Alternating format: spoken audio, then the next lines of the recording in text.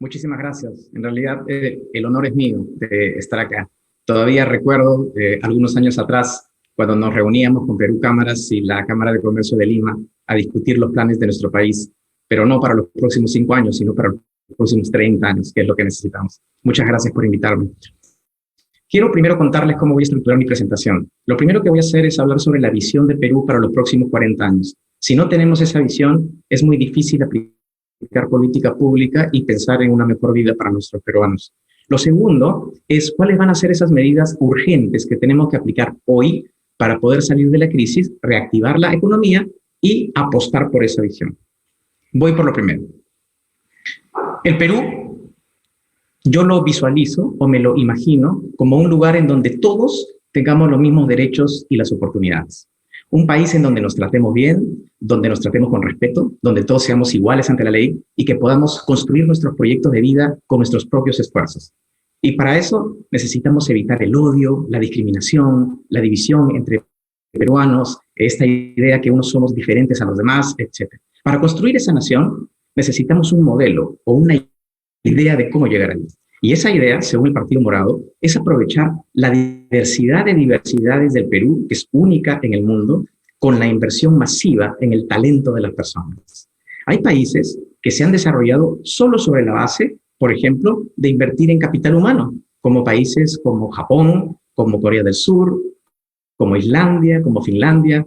Hay otros países que más bien solo se han desarrollado o han avanzado, mejor dicho, sobre la base de los recursos naturales, y otros de la combinación de ambos. En el caso del Perú, nuestra ventaja comparativa es la diversidad de diversidades, en turismo, en geografía, en flora, en fauna, es decir, somos un país bendecido.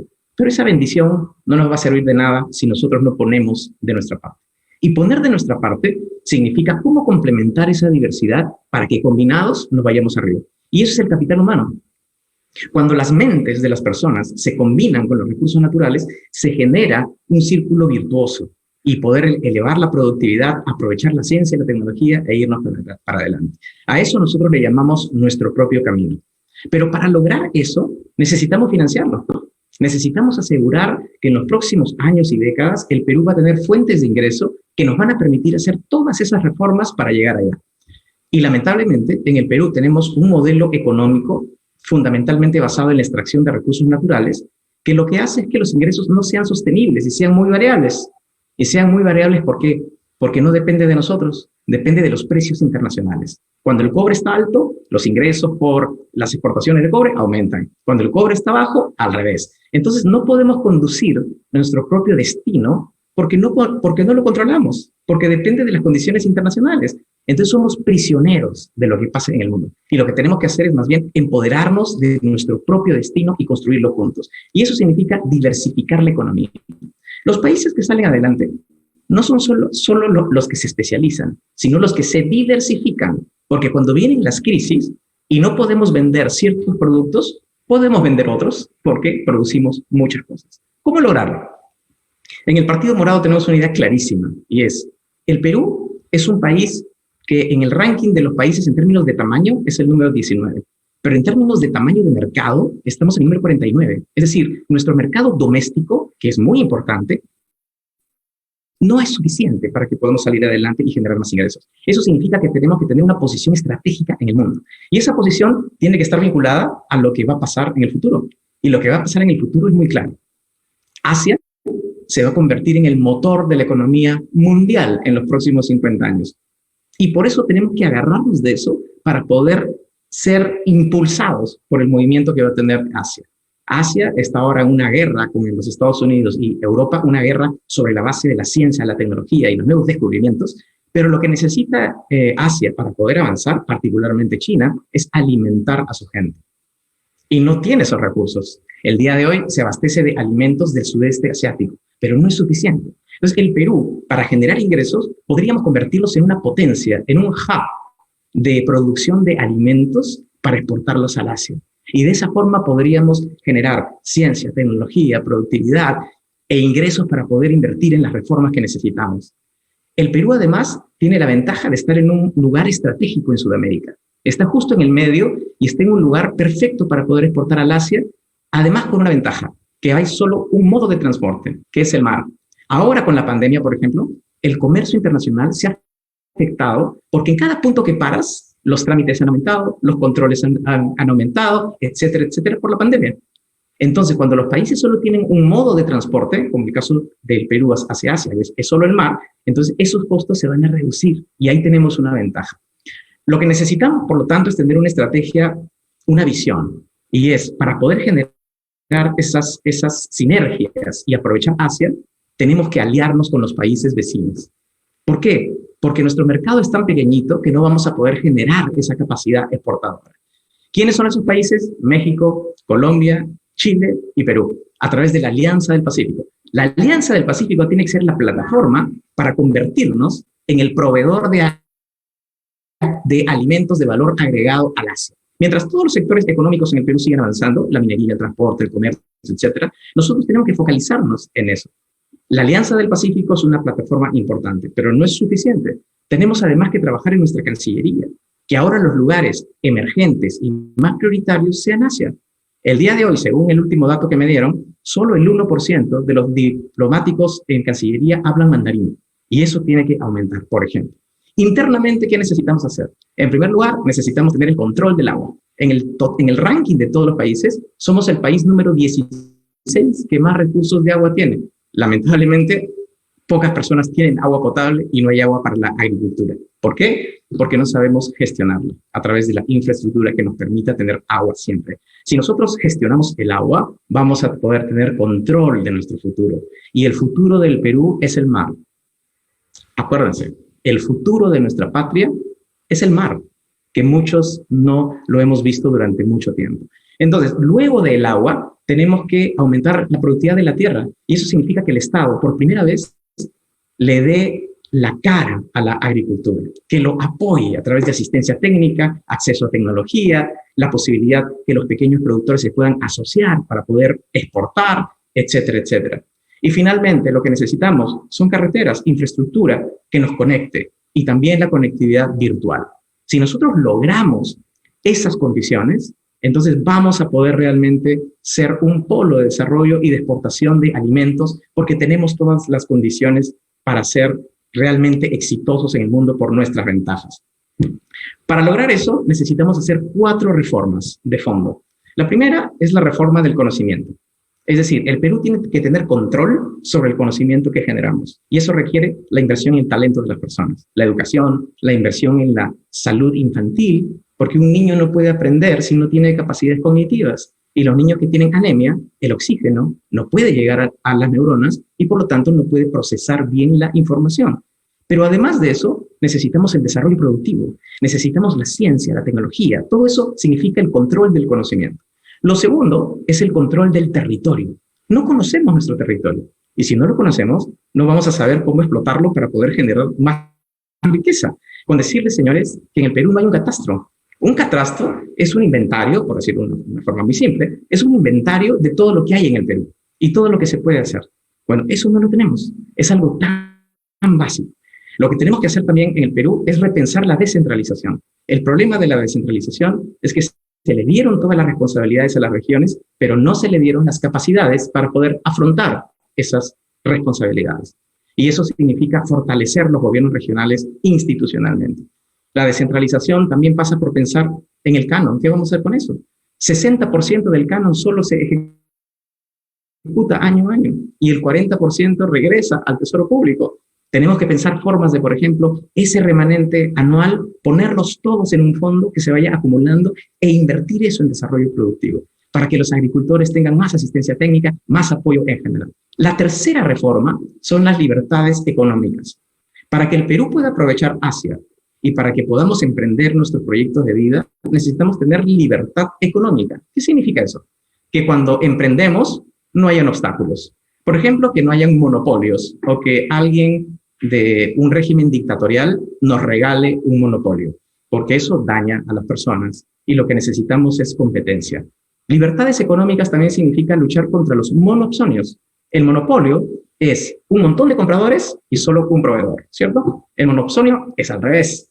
Es que tenemos un montón de productores y solo un comprador. ¿Quiénes son esos? Los acopiadores, los intermediarios, que hay en todos lados. con los pescadores artesanales, con los productores de papa, con los que trabajan los auquénidos en el sur del Perú, etc.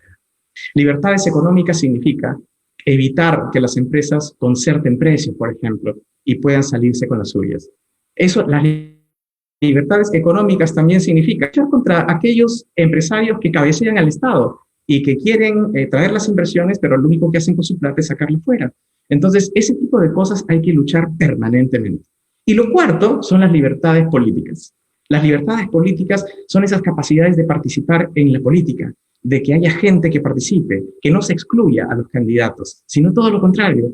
Las libertades políticas también significa que tengamos partidos sólidos, que hayan partidos que se construyan en años, donde haya una ideología, una visión de país, donde haya buenos equipos técnicos y no sean candidatos presidenciales que se suman a vientres de alquiler y no tienen la más remota idea de dónde quieren llevar al Perú. Esas 4 grandes reformas son condiciones para nosotros poder aprovechar esa enorme oportunidad que tenemos en Asia y que nos está haciendo ojitos, nos está haciendo ojos todos los días y nosotros no nos damos cuenta y deberíamos aprovecharlo. Y hay otra cosa que Dios nos ha dado y es la siguiente: Brasil. Uno de los grandes problemas de Brasil para exportar al Asia, porque también Brasil ya la vio, es que no tiene un único modo de transporte al Asia. Es muy complicado para ellos. ¿Quién les hace el problema? ¿Quién es el obstáculo de Brasil para exportar al Asia? Perú. Nosotros. Tenemos que aprovechar eso. ¿Y cómo lo vamos a aprovechar? Si nosotros mejoramos nuestros puertos, mejoramos el puerto de El Callao y pensamos en la posibilidad de un puerto en Corío, por ejemplo, en Arequipa, y mejoramos nuestros servicios aduaneros, entonces Brasil va a estar mucho más interesado en exportar todos nuestros productos por ahí. Y eso es lo que tenemos que hacer, porque ahí tenemos un enorme mercado que para salir al Asia tiene que pagar peaje en el Perú. Ese es el tipo de reforma que necesitamos hacer. Esa es la visión del Partido Morado y tenemos la forma de cómo pensar también en su financiamiento. Y ahora, para poder lograr esta visión, necesitamos primero salir de esta emergencia en la que estamos, porque si no, no podemos pensar en lo más grande, en lo más ambicioso. Y para hacerlo, debemos de tener claro que hay 3 cosas que debemos de apuntar inmediatamente. Primero, estabilidad política. No vamos a poder vacunar a la gente, ni apoyar a la generación del empleo, ni a los pequeños negocios, si es que hay inestabilidad política. Por ejemplo, si hay candidatos a la presidencia que lo que hacen es decir que saquen al presidente Sagasti para poner a otro, eso es inestabilidad política. Si tenemos a candidatos a la presidencia que contratan a medios de comunicación y periodistas para poder atacar a otros candidatos, entonces ahí tenemos un problema, porque la economía no va a poder salir de este enorme problema que tenemos ahora en emergencia. Entonces, eso es una condición. La otra condición es que todos los peruanos estén vacunados. Si todos los peruanos no se vacunan, pero ya en el acto, no vamos a poder hacer nada. Porque los peruanos tenemos miedo, porque estamos desesperados, porque no sabemos qué nos va a pasar mañana con el virus. Entonces, la vacunación es fundamental. Y el Partido Morado propone al 31 de diciembre vacunar a todos los peruanos. Entonces, ahora con esas condiciones, vamos a las medidas concretas. Primero, empleo. Necesitamos generar empleo así. Y el Partido Morado propone, primero, un programa de empleo masivo temporal por 6 meses, en donde lo que vamos a hacer es algo bien interesante. Vamos a pagarles un sueldo a padres y madres de los lugares más vulnerables para que con su trabajo puedan mejorar sus propios barrios. Por ejemplo, mantener sus veredas, o hacer sus centros comunales para las ollas comunes, o construir muros de contención, o también escaleras. Y así mejoran su propio barrio y su propia calidad de vida y al mismo tiempo están recibiendo un ingreso. Otra cosa que vamos a hacer es el programa Mi Colegio Seguro. Para el año 2022 necesitamos adaptar todos los colegios del Perú para el componente presencial y tenemos que planificarlos. Entonces, aprovechemos eso para generar empleo rápido. ¿Qué pasa si a partir de ahora contratamos a gasfiteros, carpinteros, personal de limpieza, a los mismos padres para que adapten los colegios? Las carpetas tienen que ser adaptadas, los baños también, hay que hacer limpieza integral. Entonces, eso genera empleo inmediato y además el presupuesto ya está asignado. Otra propuesta que estamos planteando es hacer algo similar, pero en el tema rural. Necesitamos, por ejemplo, limpiar los canales. Necesitamos, por ejemplo, preparar a los lugares para evitar los desastres naturales. Le encargamos eso a los agricultores, les pagamos un sueldo por eso y a la vez mejoramos la infraestructura de agricultura para todos los peruanos. Y el resto está asignado. Otra medida que tenemos para generar empleo es declarar en emergencia la economía nacional y decirle al Estado, solo le vas a poder comprar a las microempresas algunos productos, como por ejemplo el calzado, los uniformes escolares, y así activamos así la economía. Ese programa se llama Compras Mi Perú, que existe y lo lanzamos cuando yo era viceministro de MIPES e Industria. Tuvo un impacto increíble. El problema es que no se ha hecho por mucho tiempo y necesitamos fortalecerlo, ponerle más presupuesto y para salir adelante. Otro programa para generar empleo de inmediato, lo más rápido posible, es apostar por la agricultura. La agricultura es intensiva en la mano de obra, genera empleo inmediatamente y es sostenible. Y para eso vamos a flexibilizar el Fondo Empresarial Agrario para que los pequeños agricultores accedan al capital, para que no accedan al capital haciendo maniobras empresariales sucias o de repente asesorando a algunos criminales para que puedan lavar sus activos. No, hay que hacerlo de una forma transparente. Y eso significa darle acceso a los pequeños productores para que se puedan financiar. Además de eso, vamos a flexibilizar Reactiva, que es una gran idea, pero lo que me preocupa a mí es que Reactiva no pueden aplicar los restaurantes, las peluquerías, las panaderías, los restaurantes de menú, por ejemplo, no pueden aplicar y son formales. ¿Por qué no pueden aplicar? Hay que reducir los requisitos para que ellos también se puedan beneficiar. Todas estas ideas y más son cosas que sí se pueden hacer. Sí se pueden hacer y se pueden financiar. ¿Va a ser difícil? Sí va a ser difícil. ¿Va a ser complejo? Sí va a ser complejo. ¿Lo vamos a hacer? Sí. ¿Y nos va a ayudar a salir adelante? Sí. Esa es la buena noticia. No necesitamos recurrir a mentiras. No necesitamos decir que vamos a crear 5 millones de empleos y a engañar a la gente. No vamos a decir de que vamos a eliminar 9 ministerios porque así vamos a salir adelante. Eso no es cierto. No vamos a decir que vamos a traspasar el ministerio a Junín, porque eso no va a solucionar los problemas. El Perú necesita soluciones serias y soluciones técnicas y que sean factibles para que la gente viva mejor. Y el otro tema es educación. 300.000 niños se han desconectado del programa virtual y 200.000 jóvenes han dejado de estudiar en la escuela superior. Para los niños vamos a hacer 3 cosas inmediatas. Primero, repartir las tablets a todos los hogares en donde los niños no tienen los equipos para conectarse al programa virtual. Pero eso no es suficiente, porque ¿dónde van a sacar la platita para poder pagar el internet? Bueno, vamos a crear un programa de datos de internet libres para todos esos niños, para que se puedan conectar y asegurarnos que ellos están atendiendo la escuela. ¿Y qué hacemos con los niños que viven muy lejos y que lamentablemente no tienen la conectividad? Bueno, ahí vamos a hacer un programa transitorio de capacitadores y promotores educativos para que vayan a las localidades a capacitar a los padres y también hacer la transición de los niños de este componente virtual a un componente presencial. En educación también vamos a crear el programa Reactiva Estudios.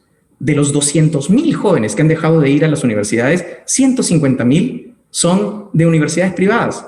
El Partido Morado apuesta por la educación superior pública. El mundo ideal sería que todas las universidades públicas sean de altísima calidad y donde todos los jóvenes puedan entrar. Lamentablemente, no vivimos en ese mundo ideal. Vivimos en una realidad en donde hoy día 150.000 jóvenes están en sus casas, no pueden estudiar porque no tienen plata.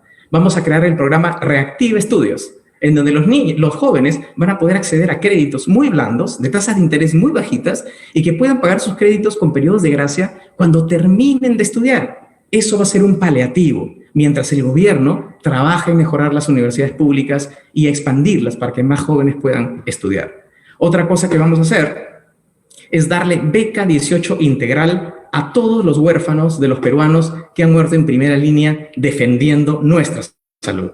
A esos peruanos héroes, esos peruanos que han dado su vida por nosotros, y no aquellos que más bien sacan su plata al extranjero, no pagan sus impuestos, odian a todo el mundo, les dicen a los jubilados que mejor se mueran porque es la única forma de resolver el problema de la ONP. Yo creo que hay formas más constructivas de hacer las cosas, y me parece que una de ellas son estas ideas que nosotros estamos dando, que sí se pueden financiar.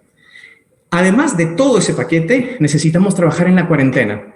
Les voy a ser franco, estas cosas van a funcionar muy poco si no flexibilizamos la cuarentena. Necesitamos darle un respiro a las empresas para que puedan trabajar. Y uno de esos aspectos es el aforo. El aforo tiene que aumentar. Y para lograr un equilibrio, entre la salud y los negocios, tenemos que implementar medidas creativas. Y para eso el Partido Morado tiene un equipo de científicos. Científicos que nos dicen, Julio, esto se puede hacer, esto no se puede hacer, hay que implementar esto. Y ellos nos han recomendado dos cosas. Lo primero es usar oxímetros en todos los restaurantes, peluquerías, pequeños negocios, no solo para los trabajadores, porque eso ya es ley ahora, sino para todos los clientes. Y así tranquiliza y apacigua los riesgos de contagio. Pero lo segundo son los medidores de dióxido de carbono. Cuando el aire está en un lugar muy cerrado, la probabilidad de contagio es mucho mayor, está mucho más denso y concentrado. Los medidores de dióxido de carbono justamente miden ese tipo de concentración. Si es que existe una medida apropiada, entonces el gobierno puede darle la libertad a las empresas para que tengan un aforo un poco más amplio y también darles espacios públicos para que puedan hacer sus negocios fuera de los locales cerrados. Es decir, hay que recurrir a todas las ideas creativas siempre apoyadas en la ciencia, porque la ciencia es la que nos da las salidas, no como algunos políticos que creen que la ciencia más bien daña a los peruanos y no deberíamos usarla. Yo creo lo contrario. Yo creo que la ciencia va a ser el futuro de nuestro país y tenemos que usarla. Esas son las medidas urgentes que vamos a tomar para la reactivación económica, y con esto voy a terminar porque quiero más tiempo para las preguntas que tengan todos ustedes. Son cosas inmediatas que tenemos que hacer. Lo primero, tenemos que crear un paquete de obras, de todas las obras paralizadas. Yo he viajado más de 130 provincias y a cada provincia que voy encuentro un elefante blanco que está paralizado porque ya no se ejecuta. Hospitales, colegios, centro de salud, una locura. Hay 860 obras paralizadas en todo el Perú, que totalizan 16.800 millones de soles. Es decir, el 2% del PBI peruano está paralizado en fierro y cemento que no se puede utilizar. ¿Cómo resolvemos eso? Lo que vamos a hacer es empaquetarlos y vamos a sacar una ley para tratar de darle un proceso simplificado y apoyar en todos los aspectos que se requieran para salvar esos proyectos, para salvarlos y que generen valor para los peruanos. Otra cosa que vamos a hacer, vamos a recurrir al esquema de los Juegos Panamericanos y cómo en convenios país-país, Estado-Estado, se puedan ejecutar obras de una forma simplificada y cero corrupción, porque necesitamos luchar contra la corrupción. Necesitamos evitar que hayan candidatos a la presidencia que hablen de la corrupción cuando ellos están involucrados en la corrupción, cuando hablen mal de Odebrecht, pero están vinculados con Odebrecht. Entonces, ese tipo de cosas va a ayudarnos muchísimo. Vamos a crear un programa, además, que se llama el programa Fast Track. ¿Qué significa esto? Vamos a seleccionar proyectos estratégicos emblemáticos en el país, que necesitamos que salgan ya.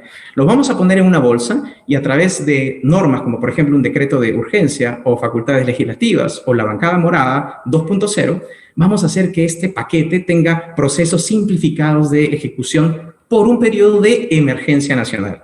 La inversión pública es fundamental para que la economía avance.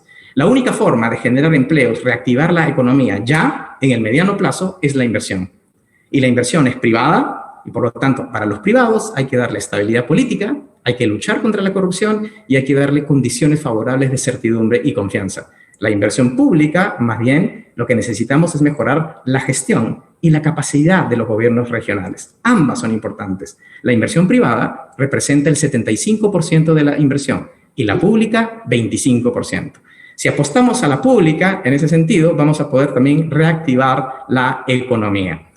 Señores, este es en parte de las medidas que vamos a tomar para la reactivación. Ya he mencionado las medidas de urgencia que vamos a tomar de inmediato y también les he hablado de la visión. Voy a terminar diciéndoles cómo vamos a financiar lo inmediato, porque es también importante decir cómo. Entonces, lo que vamos a hacer, porque no hay plata, lo que vamos a hacer es, primero, una reforma tributaria, una reforma simple, justa y que todos paguen sus impuestos y no cabeceen al Estado, particularmente algunos candidatos a la presidencia. Otra cosa que vamos a hacer es, vamos a racionalizar las exoneraciones. Las exoneraciones en el Perú son el 2% del PBI. Hay tantas exoneraciones que el sistema peruano parece un queso gruyère. Entonces, lo que vamos a hacer es eliminar las exoneraciones a las universidades, que no han generado mayor impacto. Y vamos a mantener algunas, por ejemplo, las de ciencia y tecnología. También le vamos a dar una autonomía completa a la SUNAT, porque hoy día depende del Ministerio de Economía y Finanzas, que depende a su vez del presidente de la República, y donde hay interferencias políticas, como por ejemplo en la época de Montesinos, que estaba acostumbrado a darles mercados libres y monopolios a ciertos políticos. Entonces tenemos que luchar contra eso. Entonces, la forma de poder hacerlo es darle autonomía total a la SUNAT. Así vamos a lograr que sea objetiva, que su administración mejore y que su profesionalismo también se mejore. Lo que vamos a hacer con relación al presupuesto es lo siguiente, porque lo otro es con relación a los ingresos. Ahora vamos a hablar de los gastos. En los gastos vamos a reestructurar todo el presupuesto de la nación. Vamos a ver cuáles son las cosas prioritarias y cuáles no. En el Perú, el presupuesto ha crecido en los últimos años de forma inercial. ¿Qué significa eso? Significa que cuando los ingresos tributarios aumentaban 5%, todos los sectores en promedio les ponían 5% más, sin mayor lógica. Cuando en realidad lo que tenemos que ponerle más son en nuestras prioridades. Perdón. Lo que vamos a hacer es, de esta reestructuración, definir las prioridades de nuestro país. Lo segundo es revisar los presupuestos de cada sector. Y ahí les pongo un ejemplo.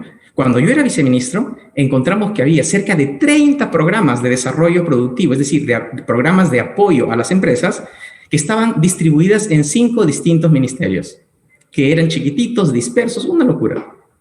Cuando se juntaban todos, sumaban cerca de 1.000 millones de soles. Ese tipo de cosas hay que identificar y aprovechar. Y finalmente, otro ejemplo es el Congreso.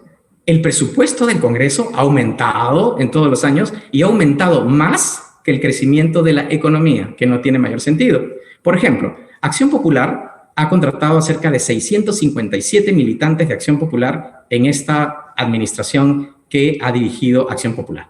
Entonces, para evitar esas cosas, que el personal aumente sin ningún sentido, porque la economía no está aumentando, y si la economía crece, no hay ninguna razón por la que el Congreso también tenga que crecer.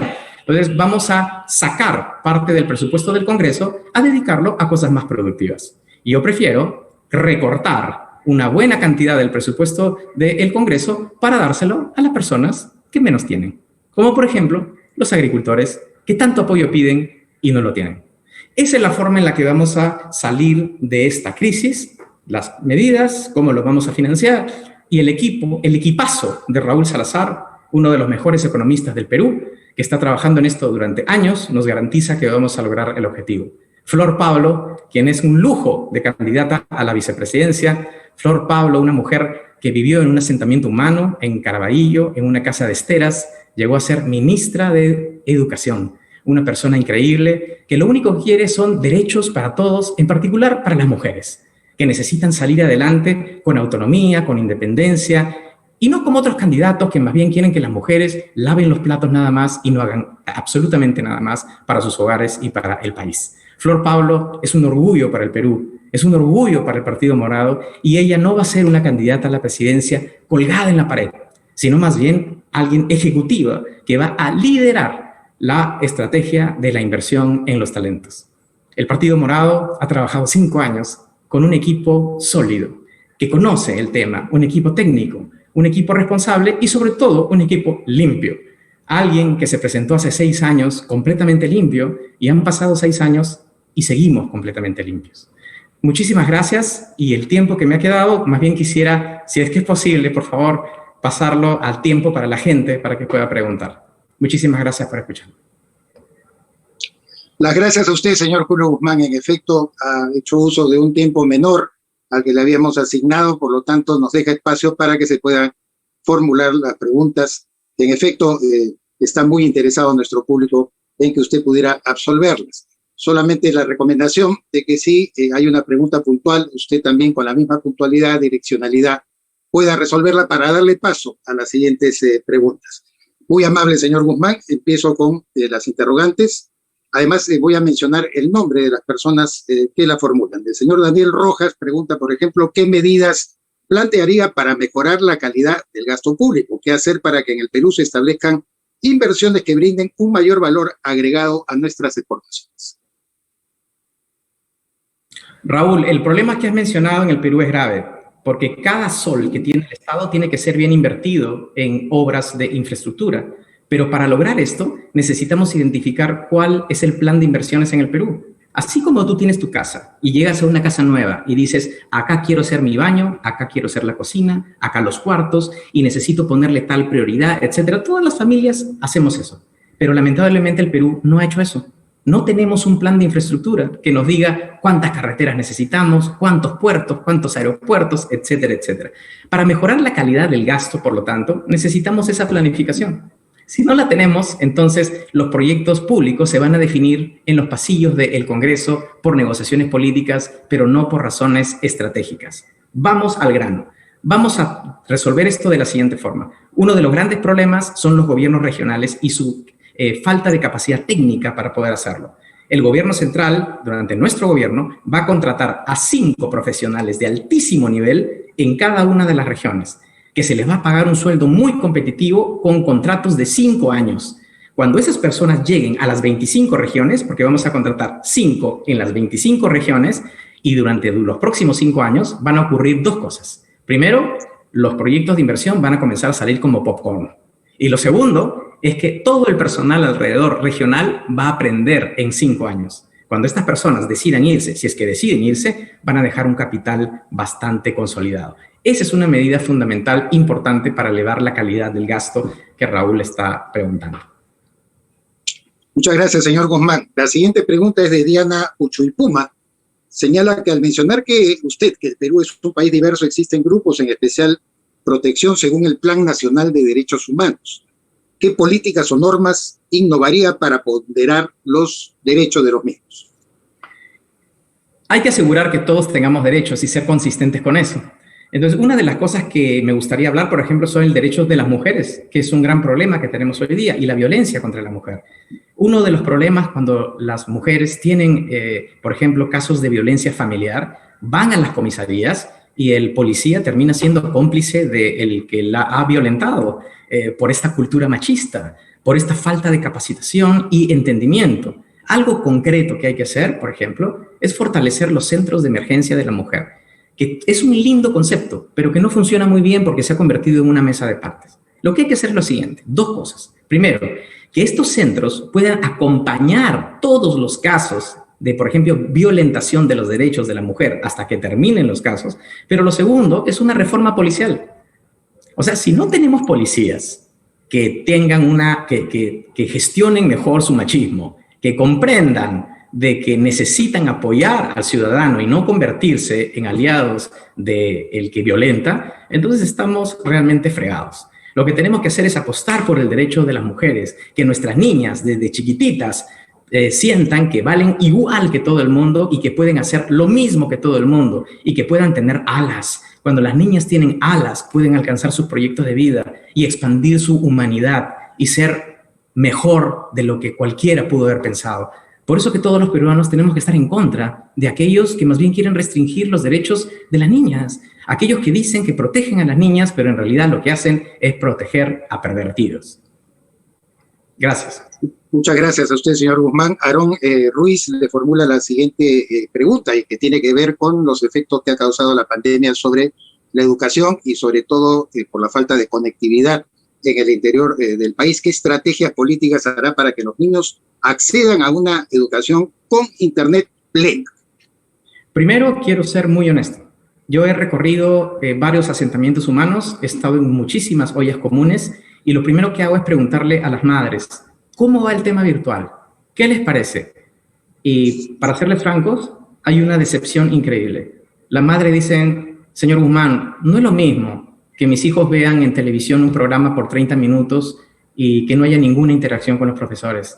Señor Guzmán, esto de lo virtual, ¿sabe cómo es en verdad? Los profesores mandan las tareas por WhatsApp, en documentos, y nuestros hijos tienen que ir al lugar más cercano a imprimir los papeles, hacer las tareas, digitalizarlas y mandarlos por WhatsApp nuevamente. Señor Guzmán, eso no es un programa educativo. Entonces, es una tragedia, en verdad. Hay otros espacios en donde la educación virtual sí está funcionando, pero buena parte de ellos no. Entonces, primero tenemos que reconocer eso. Ahora, ¿qué hacemos para darle un paliativo? Tenemos que hacer 3 cosas. En primer lugar, asegurarnos que todos los niños se conecten al programa y que no dependa que no tienen un equipo, una tablet. Imagínense. Entonces, vamos a repartir todas las tablets a todos los niños que lo necesitan. Y segundo lugar, vamos a crear este programa de datos de internet libre, porque así tenga la tablet, si el papá y la mamá no tienen trabajo, no se van a poder conectar. Entonces, el Estado tiene que ayudar.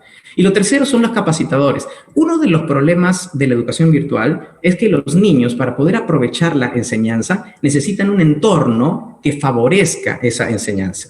Si en el entorno tienen hermanos mayores o sus padres que no pueden favorecer esa educación virtual, no se va a aprovechar. Por eso que los capacitadores educativos tienen que hacer esa chamba de capacitar a los padres, de ir a los lugares más recónditos, hasta que esta transición de lo virtual a lo presencial genere los menores costos posibles. Muchas gracias, señor Guzmán. Una pregunta del señor Brainer Emerson. Dice, ¿cuáles serían sus estrategias para reducir la deuda externa de nuestro país que supone está creciendo en estos tiempos en que justamente hemos tenido que tomar muchos recursos de las arcas fiscales? Sí, efectivamente. Antes de la pandemia, el Perú tenía niveles de deuda del 23-24% del PBI. Para que tengan una idea, cuando el 24% del PBI, cuando uno compara con los 200 países, son niveles de deuda muy bajos. Y eso nos ha ayudado a que haya confianza de los inversionistas extranjeros en nosotros porque tenemos muy poca deuda. Ahora, esos niveles de deuda han pasado a cerca del 38-40%. No es tan grave, pero igual es una posición bastante riesgosa. Países como Estados Unidos o de Europa o el Japón tienen niveles de deuda inclusive mayores al PBI, es decir, son 120%, 200% del PBI. ¿Y por qué esos países se pueden endeudar más? Por una sencilla razón, porque su capacidad de pago, basado en la inversión de la ciencia, la tecnología y su productividad, hacen que los que prestan dinero digan, me va a pagar, porque es un país avanzado. En cambio, países como Perú no pueden endeudarse mucho porque no tiene esa capacidad, porque descansamos solo en las industrias extractivas. Bien, ¿cómo vamos a hacer? Conforme la economía se vaya recuperando con las medidas que vamos a hacer en el Partido Morado, la reforma tributaria y todo lo demás, lo que vamos a hacer es lo siguiente. Los ahorros fiscales que podamos tener, vamos a comenzar a comprar deuda. Poco a poco. Y vamos a ir convirtiendo nuestra deuda en dólares a soles para tener una menor exposición, que en realidad es lo que se ha venido haciendo en los últimos 30 años, que ha sido un acierto de las autoridades en general. Conforme la economía mejore y tengamos ahorros, vamos comprando deuda poquito a poquito, ping, ping, ping, ping, y llegamos otra vez a nuestros niveles adecuados. Muchas gracias, señor Guzmán. Gonzalo Lazo le hace una pregunta muy puntual.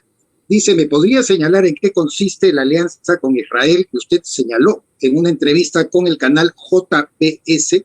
Y además comentarme cuáles serían los límites de esta. Bien, el país tiene que hacer alianzas con todo el mundo. Y en lo referido a esa alianza, concretamente, puede ser la forma de un tratado de libre comercio. Los tratados de libre comercio lo que hacen es amplifican los mercados justamente para países tan pequeños como nosotros. En el caso de Israel, como en el de cualquier país, al Perú le interesa hacer tratados de libre comercio. Israel, por ejemplo, tiene tecnología espectacular en áreas que a nosotros nos interesan. La agricultura, por ejemplo, es uno de ellos. Son expertos mundiales en agricultura. Por otro lado, son expertos también en emprendimientos y startups tecnológicos, que eso es fundamental para que el Perú pueda salir adelante. Entonces, hacer un TLC con Israel o con cualquier otro país es beneficioso para el Perú. Así como se puede hacer con ese país, se pueden hacer con cualquier otro país independientemente de sus condiciones culturales, religiosas, etc. El Perú tiene que aprovechar todas las oportunidades, no estar seleccionando de aquí sí, de aquí no, porque este me gusta, este no me gusta. Entonces, esa va a ser una política que vamos a aplicar en el Partido Morado. Seguir abriendo el país al mundo. Muchas gracias, señor Guzmán. Entramos ya a la pregunta final, que la formula Gustavo Mayhuasca. Dice, buenas tardes. Dentro de su programa de gobierno, ¿qué planteamientos tiene en cuanto a políticas públicas en el área de la cultura? Bien, uno de los problemas del área de la cultura ahora es que está arrasado. Yo que me voy de viaje todo el tiempo, los artistas, los peruanos que trabajan en instrumentos musicales, los que también trabajan en las fiestas patronales, en los carnavales, están sin chamba. Y están mucho peor que la mayoría de esa gente. Algo tenemos que hacer por ellos. Pero en el caso de la cultura, lo que vamos a hacer en primer lugar es impulsar el Plan Nacional de Cultura, que se ha aprobado hace algunos años. El Partido Morado no va a estar destruyendo cosas para iniciar cosas nuevas. Tenemos que construir sobre lo que ya existe. Y el Plan Nacional de Cultura es un ejemplo de ello. Es un ejemplo de ello. En el caso del Perú, lo que necesitamos es proyectar también nuestra cultura al extranjero. Y para eso tenemos un plan de desarrollo turístico, por ejemplo, que lo hemos discutido hace unas semanas, que significa poner en valor todos esos espacios que no podemos visitar porque no tenemos servicios públicos. Y lo otro cultural también tiene que ver con el desarrollo de las culturas indígenas y cómo hacemos eso para repotenciar nuestra identidad como peruanos. Lo que necesitamos es sacar ese conocimiento ancestral de todo tipo, sacarlo, exponerlo no solo a los peruanos, que muchos de ellos ni lo conocen, sino también exponer eso en el mundo. Muchas gracias, señor Guzmán. Yo quisiera ofrecerle máximo de 1 minuto y medio para que usted pueda formular un mensaje final a todos los que nos han seguido en esta exposición que usted ha realizado y, por supuesto, ratificando la gratitud de Perú Cámaras y la Cámara de Comercio de Lima por su importante participación. Adelante, por favor. Primero, el agradecido soy yo con ustedes. Cada vez que he hablado con ustedes, solo quieren que los peruanos salgan adelante. Y realmente es algo que tenemos que todos que reconocer sobre Perú Cámaras y la Cámara de Comercio de Lima.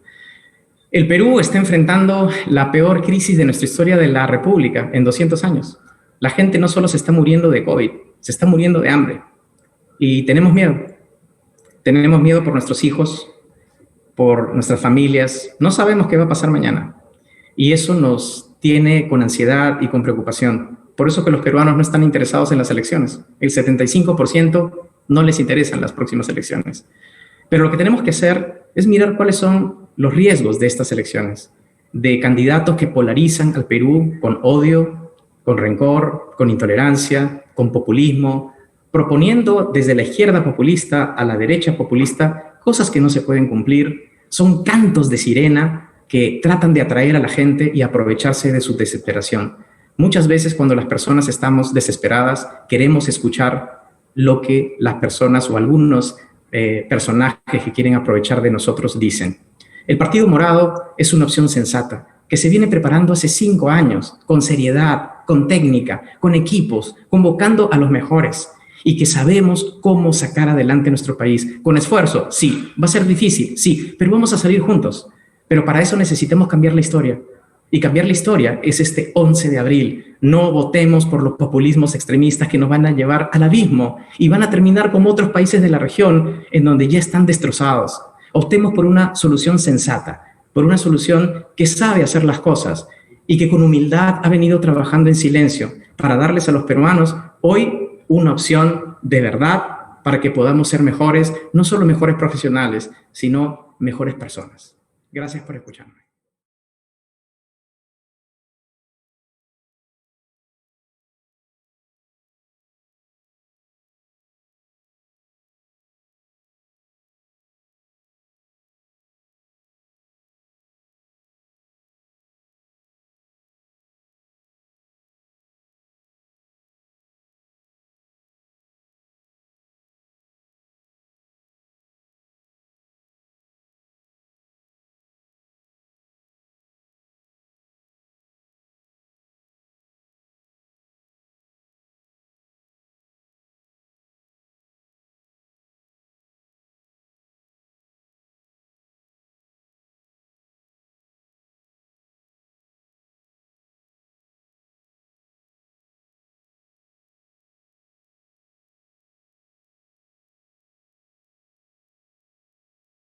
Bueno, muchísimas gracias a todos los miembros de la Cámara de Comercio de Lima, institución muy respetada en el país, y de Perú Cámaras, y especialmente a ti, César, que sabes el aprecio enorme que te tengo.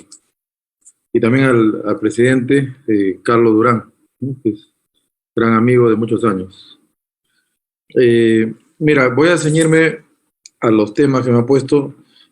Descentralización del país, formalización de la economía, generación de empleo, reforma del Estado, entre otros temas a favor de las regiones.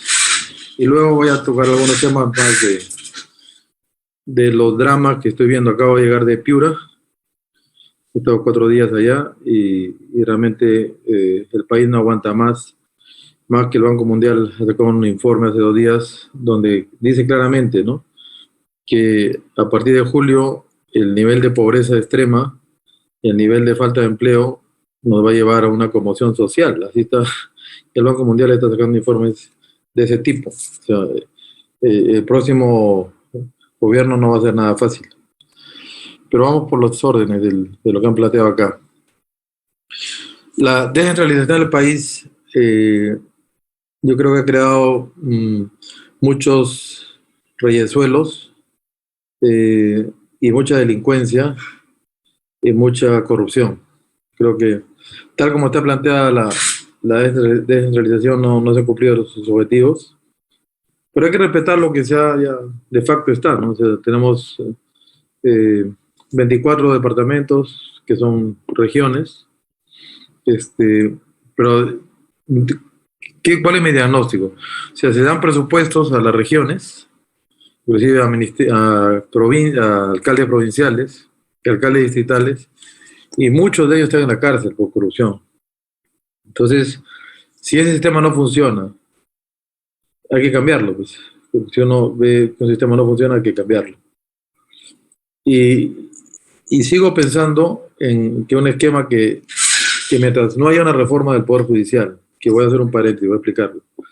El Poder Judicial es vital en el mundo de las inversiones de nuestro país, y es uno de los sistemas judiciales más corruptos del mundo. Hay muchas cautelares que paralizan un montón de obra pública y hasta obras privadas, cautelares que son traficadas en cualquier parte del Perú, por 200 soles tienes una cautelar y te paraliza una inversión importante en el país. Entonces, mientras no haya un programa de reforma judicial, que se cree la carrera judicial y que un juez que sea joven, ¿no? Que sea el tercio superior de su universidad, le pongas un atractivo interesante, un sueldo de $5,000, pero un programa de jueces jóvenes de tercio superior, que no vaya al Poder Judicial lo último de la clase, pues, que vaya lo mejorcito del Perú, que hay muchísimos chicos muy inteligentes, con mucha capacidad, y le ofrece un programa, una carrera judicial, que si quieren seguirla completa, amén, si no, no, pero por lo menos que le dediquen unos 5 años de su vida, porque una carrera judicial tipo Estados Unidos es meritocracia, y va subiendo, pero no le meten a nadie en el camino, pues no hay jueces supernumerarios, ¿no? Que no están contratados, no. Todo esto es una carrera formal que es vital, y lo pongo como un tema, un paréntesis inicial, porque si no hay un sistema judicial, digamos, honesto, que funcione y que sea con gente que realmente saca el ancho y tiene mucho que perder en su prestigio, o sea, que entra corrupción, ¿no? Es la manera, es poner sangre nueva, ¿no? En el Poder Judicial. Y rápidamente ir sacando jueces de estos nombrados e ir poniendo muchachos bien formados con una maestría en la especialidad que se le dé, ya pues civil, penal, comercial.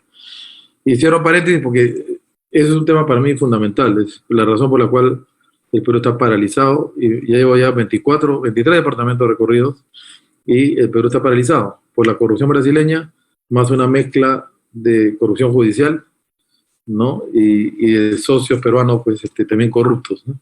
Y Congreso corrupto también, ¿no? Y presidentes corruptos desde la época de Fujimori y Montesinos hasta la fecha con el señor Lagarto, Vizcarra, ¿no? Es una lástima, ¿no? Porque la generación que ha nacido en el 2020 ve nada más a puro delincuente que entra a la política, pues a vivir de la política, ¿no? La política es un servicio al país, es darse, donarse, sacarse el ancho por el país, gerenciar el país con gente con experiencia. Y lo lamentable del sector privado, incluyendo a mucha gente de la Cámara de Comercio, es animarse a entrar en la política, porque no podemos dejarle la política servida pues a gente que vive de la mamadera del Estado, en todo nivel, pero todo el Congreso. En el Congreso de la República hay que llevar gente que no tenga nada que ver con política, que en el sector gremial, pero de la vida privada, no el típico político que solamente se alimenta de la mamadera del Estado. Entonces, ¿cómo atacar el tema de descentralización para que sea efectiva? Y pensaba en 3 niveles. A nivel de gobierno central, y esto va un poquito con el tema de reforma del Estado, crear un ministerio que fusione todo lo que es infraestructura. Infraestructura de cualquier ente, ya sea educativa, transportes y comunicaciones, vivienda, un solo ente, que sea el Ministerio de Infraestructura. Entonces, la infraestructura, que es la inversión pública, ¿no? Debe tener un mecanismo gobierno a gobierno que nos asegure 4 variables. Una variable es que no hay adenda.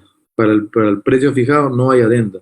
Hay un premio a reducción del presupuesto, pero no hay incremento de ningún tipo. Y está en el contrato, que lo quiero hacer un homenaje a Carlos Neuhaus, que no es de mi partido, pero una persona que no me canso de alabarlo, porque asumió un reto imposible, ¿no? Yo lo llamé en su momento y dije, Carlos, no va a ser posible, es imposible sacar Panamericanos en 2 años. Pues, lo hizo, ahí está, su obra está ahí, y va a quedar para siempre. Lo hizo en 2 años, o sea, no había adenda de plazo, no había adenda de monto, no había adenda de calidad. La calidad es inglesa, porque eso se hizo en competencia internacional. Invitaron a Japón, Alemania, Corea del Sur, Canadá, muchos países que son potencias mundiales. Y bueno, ganó Inglaterra, cobra un porcentaje del monto de la obra fijada, pero tenemos la garantía que se emplea a peruanos para hacer los panamericanos, un gobierno a gobierno, y lo más importante, dado que el Poder Judicial está claramente lleno de gente, de mucha gente corrupta, no hay cautelares. Las cautelares, en todo caso, tienen que ser conseguidas en Inglaterra. A ver si puede conseguir una cautelar en Inglaterra conociendo el sistema judicial británico, imposible. Pues. Pero eso garantiza que haya obra. Pues. Yo lo que quiero son resultados. Soy gerente, vengo del sector privado, tengo 10.000 personas trabajando conmigo, tengo más de 100.000 proveedores, ¿no? en todo el país, de las diferentes cosas que ha mencionado César. Y algunas más, ¿no? Que no están ahí, pero que se han sido declaradas al Jurado Nacional de Elecciones por si acaso, si no me van a excluir otra vez. Entonces, yo creo que la descentralización tiene ese eje, ¿no? Que se encargue a Inglaterra o el país, Alemania o Corea del Sur, el país que gane, ¿no? Por ejemplo, la obra pública de, digamos, colegios, plan de colegios que nunca se han hecho en Perú, un plan de colegios de obra pública, pero con una supervisión de un país desarrollado. Igual, un programa de hospitales de alta calidad, que lo prometió el señor Vizcarra, que nunca lo hizo, hacerlo, es urgente. Un plan de institutos para niños con habilidades especiales o discapacidad, vital, ¿no? Descentralizado, vital, lo grita la gente en todas partes que voy. Un plan de dotar con trabajo vecinal, ¿no? De agua al 40% de Perú que no tiene agua. Vengo de Paita, de la parte más pobre de Paita, asentamientos humanos, que están a las afueras de Paita, pues son miles de personas que me dicen, primero corrupción, señor. Usted es el único que declara abiertamente en contra de la corrupción de Odebrecht y otra porquería de empresas peruanas, Felipillo de Odebrecht, ¿no? El único que habla. Ningún candidato a la presidencia, ¿no? Y me da pena, porque quiere decir que compruebo mi hipótesis. Odebrecht ya se metió, ¿no? En el mundo de los candidatos a la presidencia. No hablan. ¿Por qué? Porque tienen rabo de paja, ¿no? O tienen un pasado con Odebrecht, ¿no? O tienen un presente con Odebrecht. Hay un candidato que está llevando al segundo vicepresidente de la República que es parte del Club de la Construcción, corrupto. Entonces, está Odebrecht metido en todos lados. O otro candidato que lleva al presidente de la Cámara Peruano-Brasileña, que ha tratado con Odebrecht y otra porquería de empresas brasileñas muchos años, ¿no? Entonces, no deslindan de Odebrecht. Si eso decía por qué, ahora estoy investigando por qué. Entonces, estoy solo contra el mundo en este caso, ¿no? Estoy enfrentando a Odebrecht y toda la arremetida de sus medios corruptos, de sus encuestas corruptas también, ¿no? Pero me he tomado esto como una labor que es toma mucho tiempo, uno tiene mucha correa para no reventar, pero bueno, aquí estamos. Yo lo hago por amor a Dios, a la patria y a la familia, sobre todo esos 11 millones de peruanos que están ahorita sin agua, sin alimento semanal. Hoy día Caliwarma no les lleva nada, pero nada hace tiempo que no funciona. Están 11 millones de peruanos sin agua, sin alimento, sin seguridad ciudadana, ¿no? Sin la vacuna. Me lo han gritado en Paita, en Tarara, también en Sullana, ¿no? Son temas que realmente claman al cielo, ¿no? Que no hay una solución simple de poner un tanque de agua, como era en tierra, Pomalca, Chiclayo, un tanque de agua y ponerle un cañito de agua a cada cuadra, que sea. No será estético, pero matemos de una vez el tema, pongámosle agua a la gente. No paremos hasta que tengamos agua en caño, no digo cañitos en caño por cuadra, es nuestra realidad. Yo sé que es una propuesta del siglo XIX, sí, pero yo quiero ver soluciones. No me interesa que sea siglo XX, XXI, XXII, no. Esto me soluciona el tema del agua 24 horas y es fácil de hacer. Hay trabajo comunal, ya también trabajo muchísima gente, pero que hay una supervisión internacional, ¿ya? Porque si no, esto va a ser un desmadre y termina robándose las cosas y termina con una cautelar y termina en lo que es la realidad del Perú. Ninguna obra pública terminada, donde coma, la peor de todas, en mi análisis, es el Metro 2 de Lima, donde estafa más. Pues. El Metro 2 de Lima ha traído dos robots, se llaman TBMs, que en teoría deberían funcionar. ¿Cómo teniendo el Metro 2 de Lima? A pico y pala. O sea, a pico y pala no se hace pues un metro. Es decir, va a terminar pues, en ¿cuántos años? De 15 años. Hay que tener otro esquema. Estos son esquemas de corrupción. Ya se sabe que no han traído TBM que no funcionan para nada. Las máquinas perforadoras no sirven para nada. Están en el Callao, no las van a poner nunca porque las han traído de segundo uso. No funcionan. Entonces, mi esquema y la propuesta de Renovación Popular es tener gobierno a gobierno a nivel de obra pública distrital, en estos casos especiales, donde tienes que darle agua al 40% de Perú, que es una obra titánica en los siguientes 5 años. Tener inversión pública para lo que es, digamos, hospitales en todo el país. Tener supervisión internacional, tipo los panamericanos. Tener para lo que es colegios o también institutos para niños con habilidades especiales o discapacidad.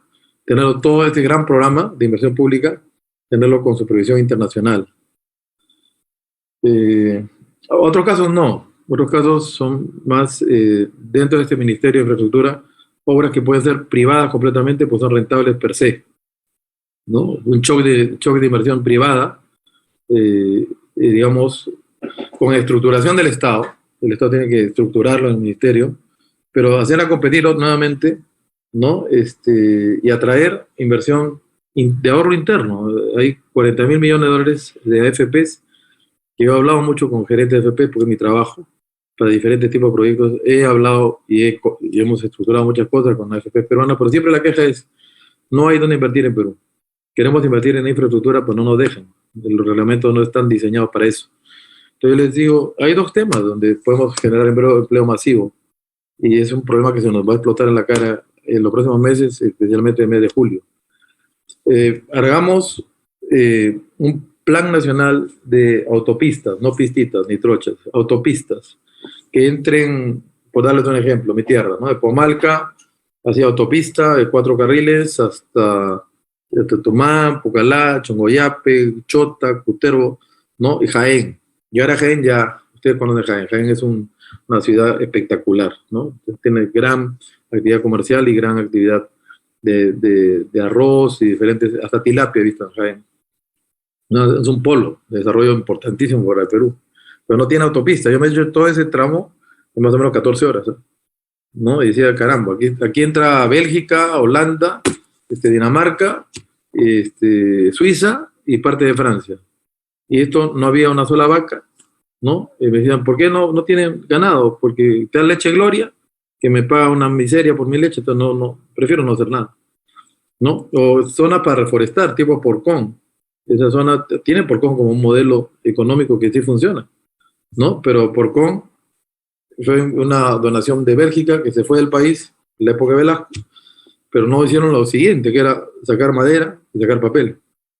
Tenemos grandes zonas de Perú para ser potencia mundial. O sea, en esa zona está toda el área forestal que tiene Chile, ¿no? Y nos damos el pésimo lujo de no tener una reforestación, pero que es vital tener autopistas. Pues.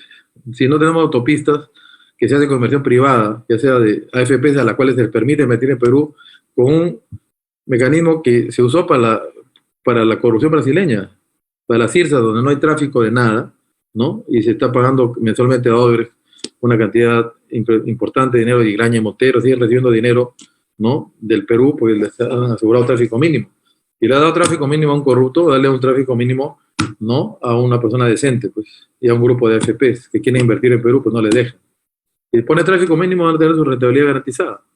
Igual el fondo, yo sé que esto no le molesta a Julio Velarde, pero a Julio Velarde yo he hablado varias veces con él, una especialmente, estuve 2 o 3 días conversando con él sobre estos temas financieros del Banco Central. Es un gran banquero central económicamente. No tiene muy buen manejo de inflación, tipo de cambio lo tiene controlado, está muy bien, yo lo alabo, el mejor banquero del mundo, ¿no? En lo que es desempeño macro, pero en lo que es rendimiento financiero, el BCR se lo he dicho personalmente, fondo soberano, Julio, que haya un fiduciario, un administrador, ¿no? Internacional, búscate un banco AAA, pero hagamos fondos soberanos para que inviertan en Perú, en temas de infraestructura con rendimiento garantizado por el Estado peruano, donde no tienen ningún riesgo, Julio, ¿no? Entonces, de la Reserva del Perú hay un lote de 30.000 millones de dólares que son de libre disponibilidad, que se van fuera de Perú, crean empleo fuera de Perú, ¿no? Y ganan medio 0.5% al año, porque hace un rollover, esa inversión es de 3 meses, entonces eso es una locura financieramente hablando. En Perú puede sacarse 8-9% de rentabilidad en proyectos de una gran red nacional de una buena vez, aprovechar esta gran crisis, una gran oportunidad de crear empleo masivo en base a autopistas nacionales con dinero interno, pero también atrayendo al que quiera, dinero externo que venga al Perú, bienvenido, sea de cualquier país del mundo, porque tenga dinero honrado, bienvenido que invierta en este fideicomiso, en este fondo de inversión, en crear de una buena vez las autopistas que el Perú necesita para estar al nivel de España. Un trabajo de 5 años, pero hay que hacerlo el 28 de julio, empezar con eso. Y una cuestión previa es meter a la cárcel a Odebrecht de inmediato, desconocer el tratado lesivo, ¿no? Esa es cuestión previa, y tener pues claramente limpio el Perú de corrupción, porque muchos inversionistas alemán o inglés siempre me han dicho, no vamos a Perú porque es chacra de Odebrecht, esa es la fama que tenemos, y la seguimos teniendo lamentablemente, por eso hay que zafarnos rápido, porque tener a Odebrecht es como tener a tu peor enemigo en tu cuarto, esperando matarte, y lo sigue haciendo, sigue gobernando el Perú y poniendo candidatos inclusive, ¿no? Y les paga plata para ser candidatos, o les ha pagado, o les estará pagando, y ya se sabrá. Entonces, la descentralización para mí va por el tema económico, de tener fideicomisos para este tipo de obra pública, que no sea el ejecutor de la obra pública el gobernador regional, eso no funciona. El gobernador regional puede proponer, ¿no? Yo necesito un hospital, perfecto. Tu pedido está aprobado. Pero ya el tema de la ejecución tiene que ser gobierno a gobierno. Entonces, este tema que están a nivel de MTC, Transporte y Comunicaciones, están a nivel de gobiernos departamentales o gobiernos provinciales. En lo que es distritales, sí, yo creo que tiene que ser un tema tipo Suiza, donde la población opina con el alcalde qué se va a priorizar. Y la gente se anima a pagar sus tributos, porque si estoy pagando tributos para lo que yo quiero, pistas y veredas, ¿no? O quiero, pues, no sé, mayor cobertura de agua, ¿no? Entonces, o un parque, una zona deportiva, un coliseo, que ellos decidan, pero tiene que ser el gobierno, ahí sí, un sistema de participativo, de inversión participativa. Eso a nivel de distrito se puede hacer, a nivel provincial no, a nivel departamental menos, y a nivel de gobierno central tampoco. O sea, tener 3 esquemas de gobierno a gobierno para por lo menos hasta que tengamos un poder judicial que sí funcione con muchachos jóvenes que vayan limpiando pues a los dragones corruptos que están en el poder judicial, y a la carrera judicial equivalente a la carrera que tiene el BCR o la carrera que tiene pues el diplomático. Ahí comenzará a cambiar el Perú. En este campo ya no será necesario el gobierno a gobierno. Y otro tema de descentralización del país está en mover los ejes geopolíticos, ¿no? Mover la capital de Perú, solamente el presidente y su primer ministro, nada más, para empezar. Y lo que hizo Brasilia. Y van a ver la cantidad de autopistas, ¿no? Conectando Huancayo, no necesariamente Huancayo, Junín, porque en Huancayo no se puede, pero entre Huancayo y Jauja hay unas grandes zonas donde se puede instalar una cosa modesta, porque Perú no toma para lujos, pero donde despache el presidente de la República y su primer ministro para que esté cerca a la miseria y cerca a la gran oportunidad. De ahí puede tener los 4 suyos. Lo que planteó Pizarro en un momento hay que hacerlo ahora, que sí se puede hacer. Mudar al presidente para que esté cerca a la miseria y a la gran oportunidad de ser potencia mundial, ¿no? ¿Qué se puede hacer? Autopista Chanchamayo, de Satipo, Mazamari, por favor, o sea, tenemos para hacer maravillas ahí. Esta es la gran riqueza del Perú, la reforestación del Perú, de la sierra y de la selva, ¿no? Son toda inversión privada. Hay fondos verdes en el mundo, es mi trabajo hacerlo, ¿no? Pero claro, siempre el tema está que falta marco jurídico para que las AFP puedan invertir, el BCR de Perú pueda invertir, y otros inversionistas mundiales que están esperando, les gusta invertir en fondos verdes. Hay mucha ONG que invierte en fondos verdes. Que el Perú es el primer país del mundo para ser líder mundial en celulosa y madera. Es una vergüenza que la madera que yo estoy utilizando acá es chilena. Es chilena, y todo lo que ustedes tienen ahí es chileno. Importamos madera de Chile, es una vergüenza nacional. Entonces, mover la capital también es un tema que va ligado a la reforma del Estado. Reducción de ministerios, ¿no? Pasar de 19 a 9, fusionando ministerios, no votando gente, únicamente no renovando contratos, comprando jubilaciones, ¿no? No más consultorías, ¿no? No más mermelada para medios que violan la Constitución de Perú, que prohíbe la concentración de medios. Eso ser claro, ¿no? Hay que ser clarísimo, ¿no? El Estado tiene que ser pequeño, poderoso, pero pequeño. Y un Estado, y hago otro paréntesis, que elimine de la Constitución peruana definitivamente el monopolio. Ahorita tenemos una Constitución que dice se prohíbe la práctica monopólica, pero es un saludo a la bandera. En la práctica veo una violación absoluta en el tema de monopolios en el Perú. Se abusa de la gente más pobre, la gente informal, sobre todo los monopolios abusan del más pobre, ¿no? Y eso hay que corregirlo, como lo ha hecho Estados Unidos, no es un plan de izquierda, es un plan que he visto en Estados Unidos, centrales de compra y centrales de exportación, en diferentes sectores de la microempresa de Perú. El 90% de Perú es microempresa en la generación de empleo. Entonces tenemos que meter al Estado para que no sea Shakira, pues, no sea sordo, ciego, mudo. Tiene que ser un Estado que escuche, ¿no? Que vea, ¿no?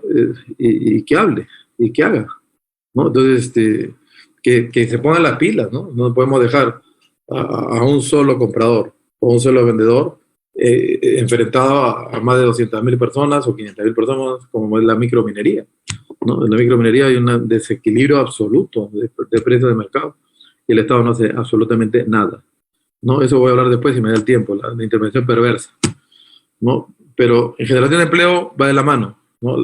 Es el momento de ponerse las pilas, hacer gran infraestructura en nuestro país, vecinal y rural, ¿no? En lo que es vecinal, yo lo he explicado, no agua para todos, no, pero sí agua, un cañito por cuadra, con su tanque elevado, ¿ya? Y recargamos el tanque elevado con cisterna, pero no vamos repartiendo con cisternas agua por todo el mundo, ¿no? O sea, hacer una cosa ordenada, ¿no? Con tuberías a ras del suelo, pero que tenga una solución a esta emergencia que por lo menos tiene para 5 años más, ¿no? Y tener una solución. Y luego ya pensamos, como en Piura, me decían, hagamos los reservorios anexos 4 reservorios anexos a Poecho, que está colmatado, ¿no? Lleno de barro. Sí, pues, eso vale $80 millones, pero demora.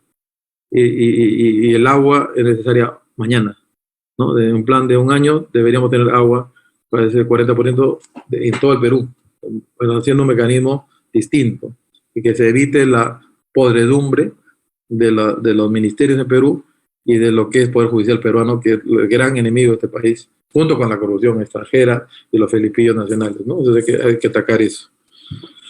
Generación de empleo es lo que hizo Estados Unidos en la depresión del año 28, ¿no? Es hacer obra pública y atraer inversión privada. La obra pública vía gobierno a gobierno y la inversión privada atrayendo a las AFPs al BCR a invertir en la brecha de infraestructura de nuestro país.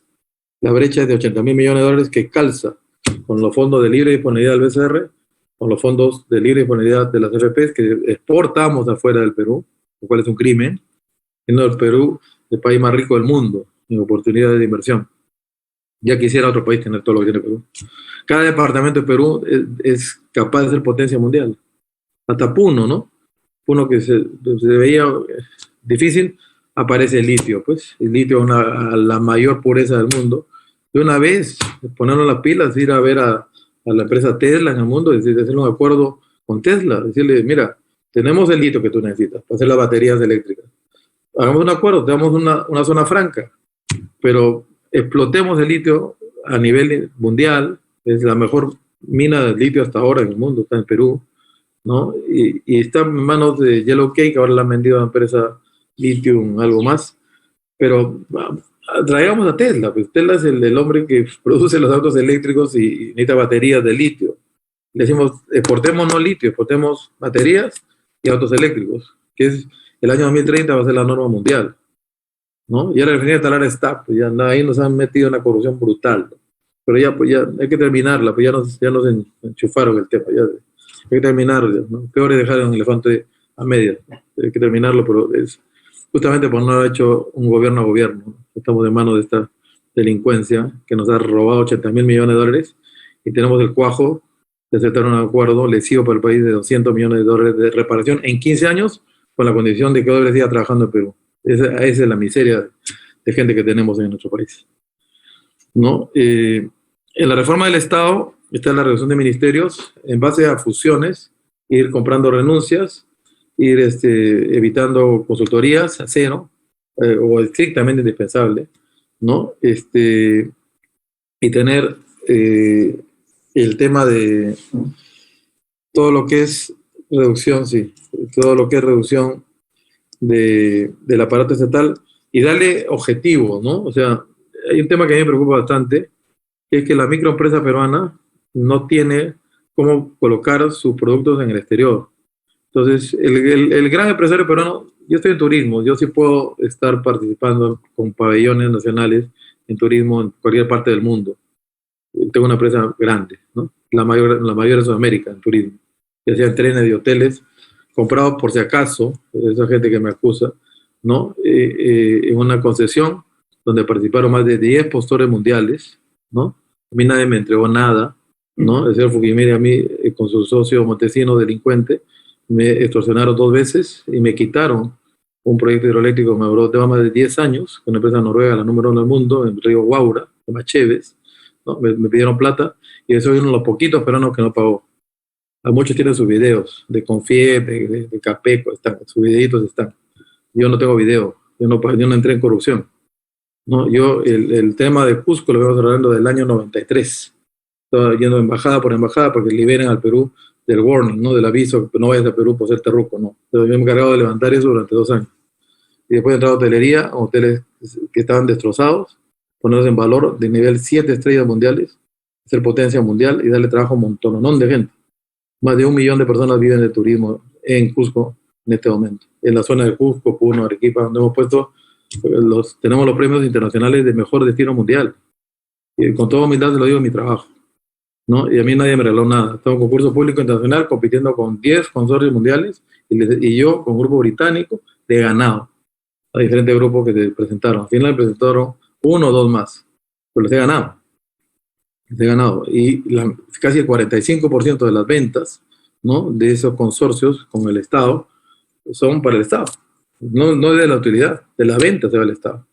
Entonces hay mucha gente que habla, ¿no? Junto con gente que nunca ha trabajado en nada, pues, ¿no? Que nunca ha sido empresario. Entonces, claro, hablan cualquier estupidez. Pero yo estoy ya haciendo mis denuncias por difamación a varias personas que están difamando, ¿no? Entonces, se van a aguantar pues una cárcel de bastantes años, ¿no? Pues son varios delitos simultáneamente. Entonces, yendo, pero quería aclarar, ¿no? El tema de la concesión de Cusco es una concesión que ha sido bajo competencia, ¿no? Que el señor Montesino me ha perseguido a muerte, y ahora aparecen, ¿no? Unas deudas del 1995, que SUNAT las acaba de poner en el sistema y no han sido notificadas. Entonces, si no hay notificación, eso me lleva a un último paréntesis, que es, la SUNAT no puede ser una dependencia del MEF, del Ministerio Económico y Finanzas, tiene que ser como Estados Unidos. El IRS, que es la SUNAT de gringa, es ente autónomo, tiene su propia carrera. Hay gente que entra al SUNAT gringo y eso es su carrera, que no depende del político de turno. Al ir de la SUNAT es un ente de persecución. El día de hoy me ha sacado hasta una deuda de 10.000 soles que no existe, que está pagada, ¿no? Se detectó hace más de 5 semanas, el día de la República tiene la ostra de sacarla como si fuera deuda vigente, ¿no? O sea, estamos pues una mafia que tiene muchas ramificaciones, un pulpo corrupto, que es donde mezcla mucha gente, ¿no? Que están viendo que se le va la mamadera, pues, que le va la corrupción. Vamos a ser frontales en eso. La cadena perpetua para corruptos va de todas maneras.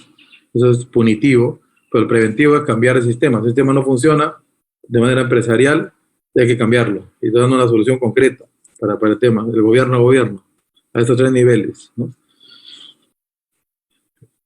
Generación de empleo es un campo bastante amplio. Tenemos que generar zonas francas para inversiones que nunca van a ir a Perú. el caso de Costa Rica, por ejemplo. Costa Rica dio una ley para promover el high-tech, la alta tecnología, ¿no? O promover, por ejemplo, la industria de gamers, ¿no? Tengo muchos alumnos de la uni, y ahora justamente la decana me hizo toda una recopilación, ¿no?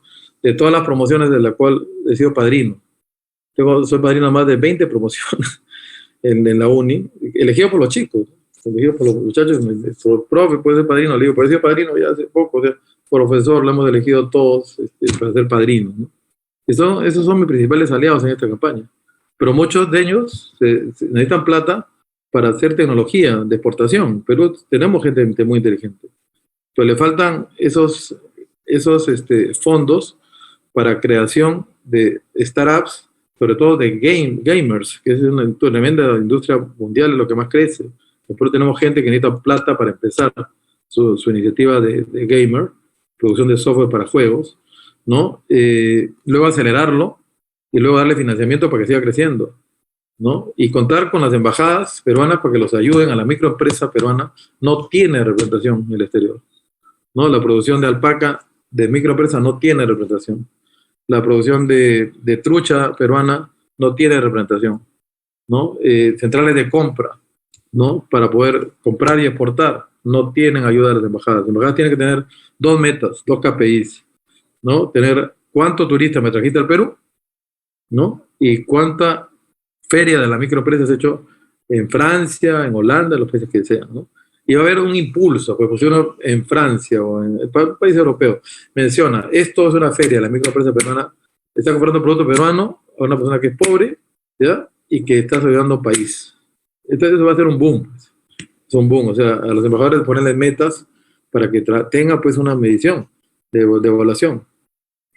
Y me dicen que me quedan 2 minutos, tú vas a tratar de correr. Entonces, la reforma del Estado lleva a eso, ¿no? Ministerio de Cultura, también un tema fundamental. Ministerio de Cultura tiene que tener objetivos, no dedicarse a hacer pues, cancioncitas tipo Richard Swing, ¿no? Eso no me parece, o consultorías taradas, ¿no? Digamos, unir el voluntariado juvenil que lleva esa caja de alimentos, ¿no? Los fines de semana, a la casa de las personas que están con anemia galopante en nuestro país, 60% por culpa de Vizcarra y otros presidentes corruptos, ¿no? Que el muchacho lleve la caja de alimentos es una forma de voluntariado, pero hay varias formas más. Una que me parece vital es rescatar el patrimonio histórico del Perú. Tenemos un montón de huacas acá en Lima, en todo el Perú tenemos un montón de monumentos llenos de arena. Uno que clama al cielo es la ciudad de La Huari, ¿no? Entre Huamanga y Huanta. Hay que poner en valor de inmediato. Es un Machu Picchu 2, y lo digo como experto en turismo.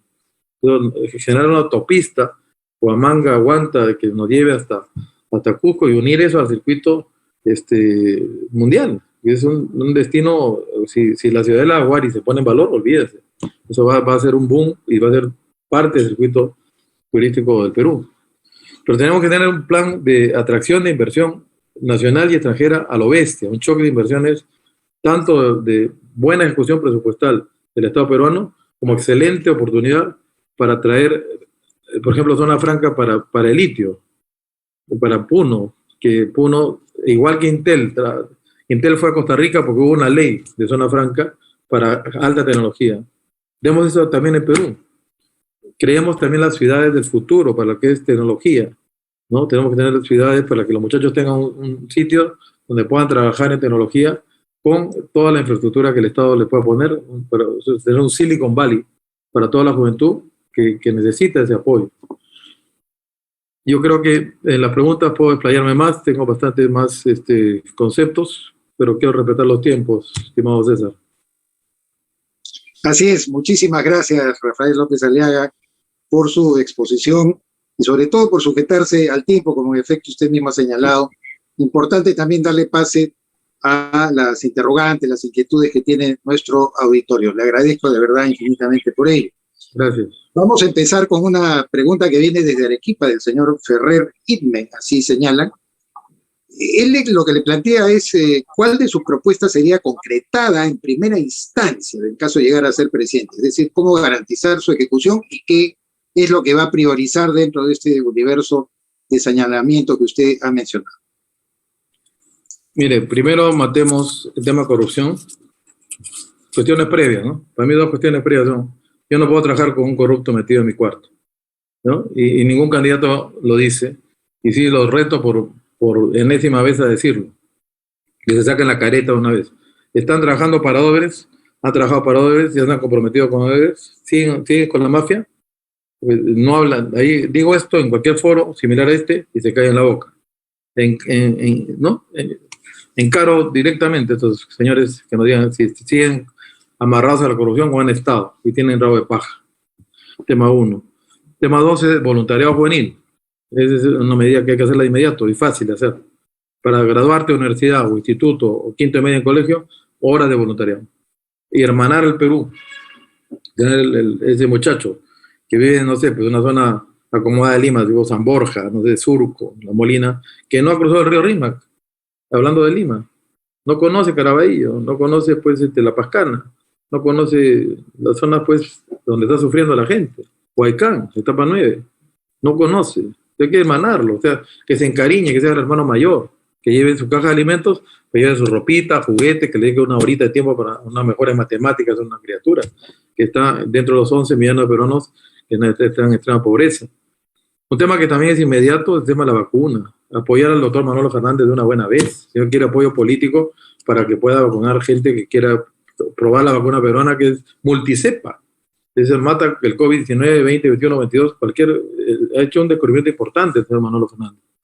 ¿No? El tema de vacuna es un tema que antes de hablar Perú potencia mundial, tenemos que solucionar lo básico, pues el hambre, el hermanamiento del Perú, ¿no? El tema del agua, el agua así, el cañito por cuadra, con un tanque elevado. El tema de las tablets. El 2020 ha sido una estafa, no, eso no sirve para nada. 2020 está perdido para mí. 2021 también, porque las tablets de cuerno no aparecen, pues. Hay $1.000 millones que, ¿dónde están? No se sabe. Es parte del lagarto, pues. Y el lagarto morado que tenemos ahorita, igual es, ¿no? Se cae la boca en 25 días. ¿Dónde está la tablet? Pues en Sagasti. Ustedes están cubriendo, usted va a ser cómplice de ese tema. El tema de la vacuna igual. O sea, que el sector privado, ordenadamente, científicamente, como le gusta usar la palabrita de los caviares, científicamente, se llame a las AFPs, se llame a las empresas de seguros, y que mire, una clase media peruana que está en 22 millones de peruanos, va a poner pues 200 soles, pues, para traer 3 vacunas para su familia y una para regalar al Estado. Y una buena vacuna, no una porquería, porque es la China. Pues. Cobrado la única vacuna que ha comprado pues, Emiratos Árabes Unidos, a partir de otros países del África. Ningún país desarrollado ha comprado la vacuna china, hasta por dignidad. A los chinos les encaran haber exportado este virus por todo el mundo. Pero Perú es el único que compra esta porquería de vacuna, ¿no? Y compra a un precio que no se sabe. La señora, ¿no? La lagartija Macetti se fue y nos ha clavado un precio que no sabemos, y es nuestra plata. Tenemos derecho a saber cuánto es. Ese contrato tiene que ser público. Ese contrato con Sinopharm tiene que ser público. El 28 de julio va a ser público de todas maneras. ¿Ya? Pero aquí tenemos todo un grupo de gente que dice, no, con mentalidad marxista, lucha de clases, dice, no, los ricos no pueden, no, pues deben morir con los pobres, en resumen. Es una mentalidad, pues, del siglo XIX en este caso. Aquí no, aquí salimos todos juntos. El peruano que tiene 200 soles compra vacunas para su familia a través de un sistema ordenado y científico, como le gusta decir la palabrita, ¿no? Y tenemos soluciones para todos los peruanos, todos salimos juntos, somos un solo país, ¿no? Pero, digamos, y termino con esto, César, termino con los puntos de emergencia, ¿no? Los puntos de emergencia que son el hambre, primero corrupción, luego voluntariado juvenil para que nos ayude a nivel nacional, luego el hambre cero, luego el agua esta con caño, ¿no? La vacuna, salir a buscarla inclusive a países que les sobran vacunas, apoyar a la vacuna nacional y abrir la cancha al sector privado rápidamente. Ojalá lo haga Sagasti, espero, le ruego al señor Sagasti que lo haga de una buena vez, pues su sistema no funciona. Y el otro tema es el tema de las tablets, seguridad ciudadana. La cantidad de violaciones en este momento en Perú se han incrementado por 5. Y el tema de venezolanos que están violando las leyes peruanas también se ha incrementado totalmente. Deportación inmediata. Son temas que hay que hacer en el primer mes. Primer mes de gobierno hay que poner las cosas claras, ordenar el país. ¿Ya? Y tener ya simultáneamente ir armando a partir del 28 de julio los fondos de inversión privada y cambiar el sistema de inversión pública, ¿no? Tal como lo he planteado en esta exposición. Muchas gracias, señor López Aliaga. Pasamos rápidamente a la siguiente pregunta, que es de Sebastián José. en realidad se divide en dos. Dice que dado que una de las principales causas de la informalidad en nuestro país son los altos costos laborales, se ha pensado en proponer algún nuevo régimen laboral que otorgue flexibilidad a las empresas para contratar trabajadores de forma temporal. Y la segunda interrogante que me parece también interesante es cómo considera que se puede solucionar el daño hecho al Sistema Nacional de Pensiones por el Congreso actual. ¿Impulsará usted una reforma total del sistema o defenderá la permanencia de las AFP y las ONP y la ONP? A ver, la primera pregunta, ¿cuál era? La primera. Una de las principales causas de la informalidad en nuestro país son los altos costos laborales, y si usted ha pensado en proponer algún nuevo régimen laboral. Vamos a ver, yo tengo una opinión muy marcada sobre esto, César. La informalidad en el Perú es la gallina de los huevos de oro, ¿ya? Y en este momento de crisis, en lugar de estarla agobiando y reventando la vida, demos gracias a Dios, ¿ya? Que existe informalidad en el Perú, que le da trabajo al 90% de peruanos. Yo la informalidad hay que hacer un programa sectorial. Cada sector es muy distinto, ¿no? Pero el gran problema común en el mundo informal es el costo del dinero y la falta de reestructuración de deudas. Hay que hacer un programa, si no lo hace Sagasti, porque creo que está en la luna, como todo partido morado que no sabe manejar la cosa pública, porque nunca ha trabajado, pues nunca ha sido ni empresario ni microempresario, no. Yo sí vengo del mundo de ser microempresario, he empezado a los 15 años moliendo azúcar informal, haciendo software informal, sin factura, pero me he formalizado después, ya por cosas de la vida, no por mi trabajo. Pero a un informal no lo puedes formalizar a la bruta, a la fuerza, tienes que convenirle ser formal. Y un problema actual, antes de que se mueran todos, ¿no? Es decretar que las microempresas que dan microcréditos, tipo de pymes, tipo cajas rurales, tipo financieras pequeñas, ¿no? Tipo cooperativas, que por una sola vez, porque estamos en crisis, no provocada por la microempresa, sino por este estado de porquería que viene de Vizcarra y sigue con Sagasti, ¿no? Tenemos que darle una excepción de provisiones. ¿Cuál es el problema cuando una microempresa financiera alarga de 3 meses a 5 años, dada la crisis y que es impagable la deuda que tienen todas las microempresas en el Perú? Tiene que provisionar. Entonces, por excepción, por estado de emergencia que estamos viviendo, por esta guerra que estamos viviendo, que no provisione por esta vez, que le den 5 años, 2 años de gracia, 3 para pagar, y van a pagar. Porque antes de la crisis de pandemia, pésimamente mal llevada por Vizcarra y pésimamente mal llevada por Sagasti, que ha repetido la fórmula nefasta, genocida, ¿no? Entonces hay que, digamos, exceptuar a las empresas financieras de provisionar nada, por esta única vez. Después ya cuando recuperemos la normalidad se provisiona nuevamente, pero ahorita déjala reestructurar la deuda. Estamos quebrando un montón de gente pobre que está pagando. Ese es otro problema. Una tasa de interés de 300%, salió con nombres y apellidos, como Banco Azteca, Banco Mexicano, que está sacando en la madre al sector más pobre del Perú. 300% es tasa de agio, de usura. Eso no puede ser. Al buen pagador hay que darle una tasa, al buen pagador, porque lo que es el argumento de Banco Azteca. Dice, no, estamos prestando dinero, ¿no?, a gente riesgosa, y por tanto le clavo 300%. Bueno, le quitamos el argumento. Si una persona paga 4 cuotas o 5 cuotas de manera leonina, 300%, pero se esfuerza y paga honestamente 4 o 5 cuotas, ya le quitas el argumento, es sujeto de crédito, pues. Ahí no puedes pasarte, ¿no?, del 30%, y eso, o sea, pues esto sí, para mí es no carísimo, pero ya bajemos pues, de 300 a 30, y va a llevar un efecto favorable para las empresas financieras. Va a haber mucha más gente que va a poder pagar la deuda y no va a cabecearlas. No va a ser una persona que cabecea, porque claro, mucha gente cabecea cuando ve que le están violando, pues. Que bueno, el 300% no te paga, pues recibe la plata y se manda a mudar.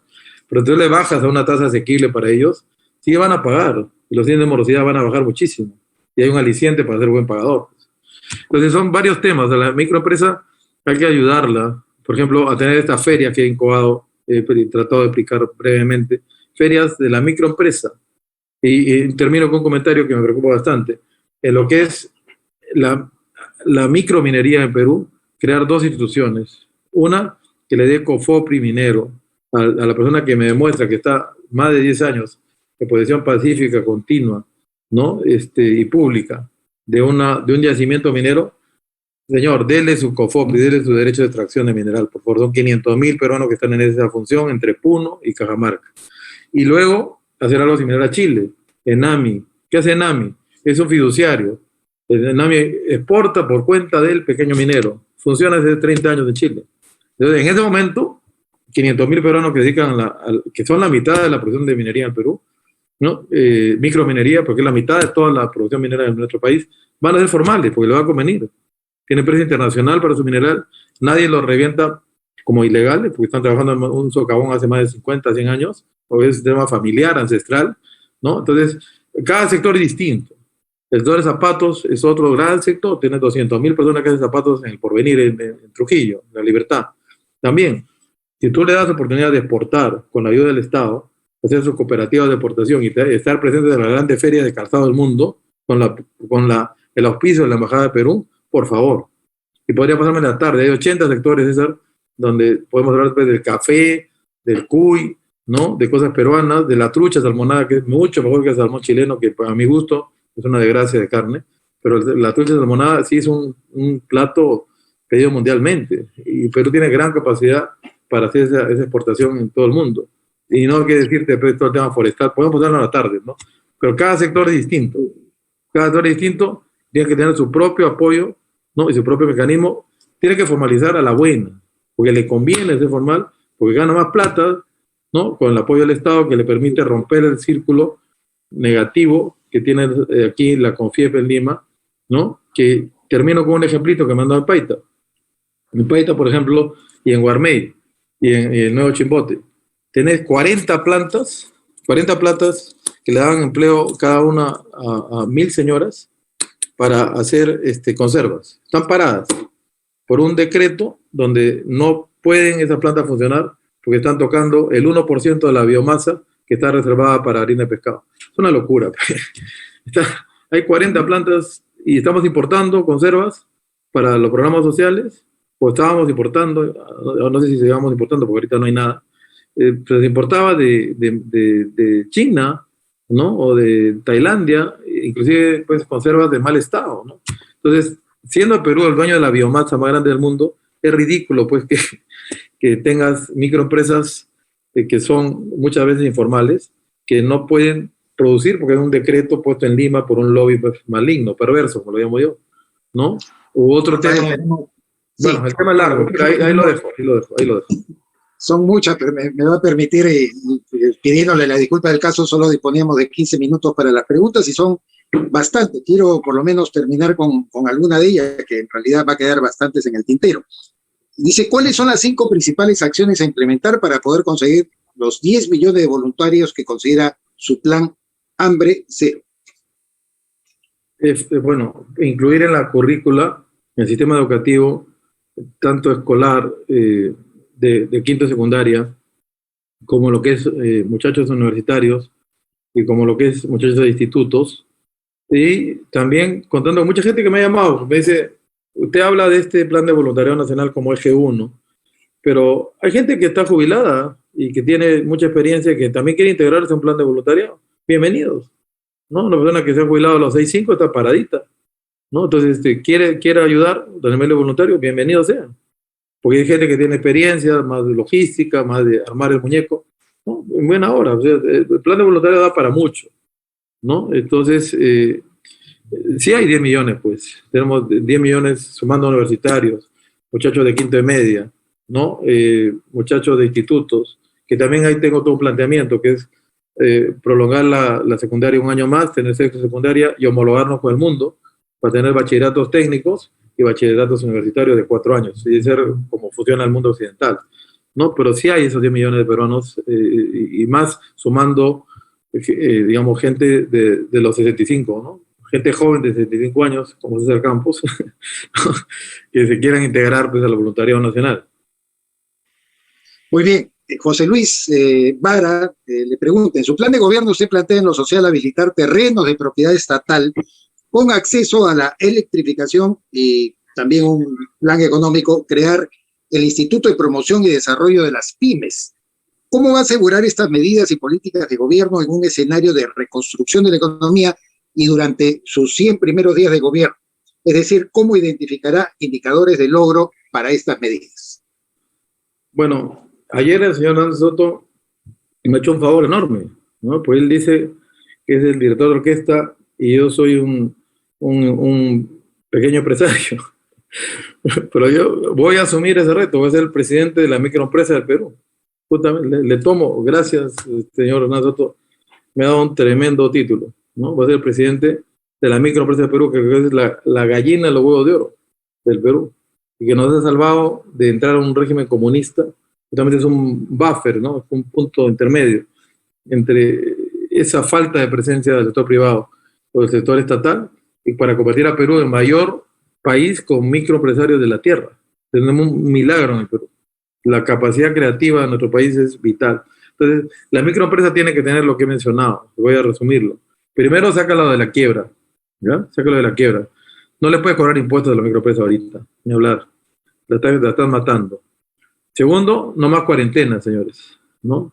Y aquí la gente ya se ha muerto demasiada gente con su mascarilla, déjalo trabajar, hermano. ¿Te mueres de hambre o te mueres de COVID? Eso es un tema que también se elimina. ¿Ya? A partir del 8 de julio no, ni más cuarentena, ni toque de queda, ni nada. Deja a la gente trabajar. Muchos restaurantes quebrando, y de microempresa, la mayor parte de ellos, por culpa de esta medida, pues son taradas, pues.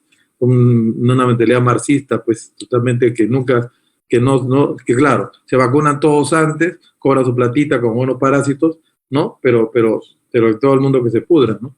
Entonces, no, hay que dejar que la gente trabaje, ¿no? Reestructurarle su crédito. Mucha gente que está endeudada, dale 7 años para pagar, sí va a pagar.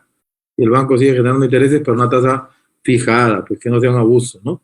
Lo que hace la SUNAT, ¿no? Clavarte, pues, intereses leoninos durante X años sin avisarte nada, ¿no? En el tema de integrar las embajadas de Perú a favor de la microempresa, en los 80 sectores que podría pasarme toda la tarde hablando de ellos, pero 2 que te he especificado ahí, César, el tema de la digamos, COFOPRI minero, darle derechos de extracción a la gente que ya está ahí de manera pacífica, pública, continua, y tú conoces eso, son derechos de posesión, ¿no? Entonces, darle eso de una buena vez, eso demora una semana, dar una ley así. Y la otra es el ENAMI, ¿no? Con estructuración del Estado, pero sí que el gerente sea una empresa privada, ¿eh? Tipo una empresa internacional, tipo SGS, por decirte, hay 20 SGS del mundo, pues la más grande del Perú se llama SGS.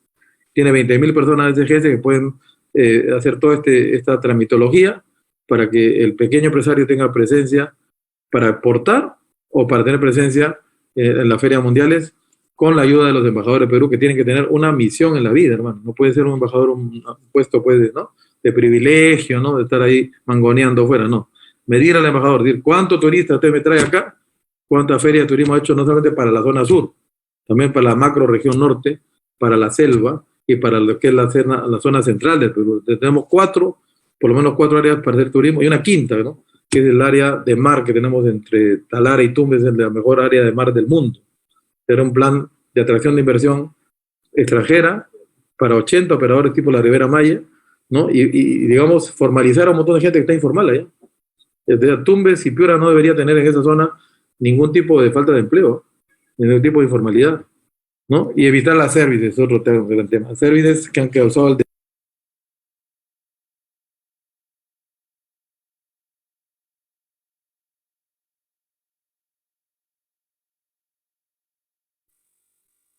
Rafael, muchísimas gracias por su participación y por su presentación de las propuestas que tiene como aspirante a la presidencia de la República por Renovación Popular. Yo quiero invitarlo, como hemos hecho con el anterior participante, a que usted pueda disponer de 1 minuto y medio máximo, por favor, para dar un mensaje final a todo el auditorio, diciéndole incluso al mismo que las preguntas que han quedado pendientes las vamos a trasladar a usted para que las tome en cuenta y en consideración, de tal manera que en una próxima oportunidad quizás pueda responder o dar algunos alcances sobre lo mismo. Adelante, Rafael, por favor. Minuto y medio. Este tema yo estoy a disposición de la Cámara, como siempre, ¿no? Al pedido de Carlos Durán o el pedido tuyo, yo feliz. Podemos tener una sesión de preguntas, porque yo entiendo que he abierto muchas ollas, ¿no? Muchas tapas de olla abierto esta tarde. Entonces, yo feliz de tener ya, no una exposición mía, sino más bien responder preguntas que puede ser en otra tarde, coordinamos y lo hacemos. Pero sí me interesa abrir el campo, ¿no? Ver al Perú, ruta a ser potencia mundial, que hemos debido hacerlo si no hubiera habido, pues, corrupción permitida por presidentes corruptos. Si la cabeza está podrida, el país va a estar podrido. Mi tema, como Renovación Popular, quiero hacer ver al auditorio selecto que tenemos en este momento, ¿no? Que estamos aquí, en mi caso particular, le digo, y he animado a mucha gente del sector privado que no somos políticos. Yo tengo una experiencia de político realmente como regidor de Lima, muy satisfactoria, cuando se hizo el metropolitano, las escaleras solidarias, ¿no? Se hizo la constitución de OAS inclusive, pero de manera que sí había un equilibrio, ¿no? La constitución de OAS, que digamos, era la vía, ¿cómo se llama? La vía amarilla, era una buena constitución, tenía equilibrio económico. Lo que hizo la señora Villarán fue destrozarla, ¿no? Prolongar por 10 años, entregarles todo el peaje antes de haber cumplido con el 80% de la inversión, como se pactó el contrato original, ¿no? Lo destrozó por su campaña de no reelección o no revocatoria. Ahí destrozó el proyecto. Pero esa época de mi vida ha sido una época muy feliz, porque cada 4 años de mi vida a servir a la ciudad de Lima, las zonas más populares. En el tema de Renovación Popular, y con eso acabo, que se den cuenta, no somos políticos, y somos gente que hablamos claro, ¿no? Que lo que he puesto lo vamos a hacer, ¿no? Yo cuando entro a algo, entro a ganar, yo no entro nunca a perder. He sido los metas en la vida, y aquí Dios me ha puesto una meta bravísima, creo que es la última meta, la más breve de todas, ¿no? Cómo poner a Perú que solucione sus 4 problemas de ejes básicos de pobreza extrema, y luego enrumbarnos en simultáneo, ¿no? Hacer potencia mundial, como lo hizo España, pues, o lo hizo Estados Unidos después de la Gran Depresión. Infraestructura, y te lo digo, infraestructura, sí, masiva, con dinero público que hay, ¿no? Y que se está exportando, y con dinero privado que también hay. Lo bueno de Perú que no nos agarra tan mal, ¿no? Aquí hay dinero público, que con una reestructuración del Estado se puede invertir bien, con una supervisión del extranjero, con potencias mundiales que nos ayuden a invertir en nuestro país a un precios internacionales y con calidad internacional. Pero hacer un shock de inversión privada, que existe, ahorro interno existe en gran cantidad, como nunca, estamos en la mejor posición de caja privada, ¿no? De fondo de pensiones, fondos mutuos, fondo del Estado que también busca inversión. El tema de la ONP no lo respondí, ¿no? Pero el tema de la ONP, un tema que yo estoy planteando en el plan de gobierno, que sea AFP, que tenga el mismo esquema de AFP, ¿no? Que tenga su cuenta individual, la persona que tiene su ONP, sepa, si me quitaron 200 soles el mes pasado, entró a mi cuenta individual. No hay nadie mejor que uno mismo para cuidar su plata. Hay gente que le gusta estar en la ONP, ¿no? Entonces, perfecto, pero que tenga su cuenta individual, ¿no? Y poner también pensiones mínimas, ¿no? De las AFP y ONPs, pensiones mínimas, no puede ser una persona que salga, como el caso de mi papá, sale con 200 soles de la ONP, ni hablar, pues. Poner pensiones mínimas. Y el último comentario, con eso acabo, es el tema de que las AFP también se moderen, pues.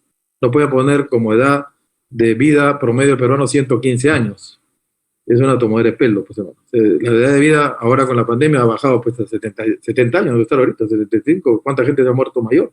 Entonces ya ese ratio, que se sinceren las cifras. Pues si no, la pensión de jubilación de una persona que está en AFP también está desnaturalizada, ¿ya? Ese es mi último comentario, les agradezco muchísimo.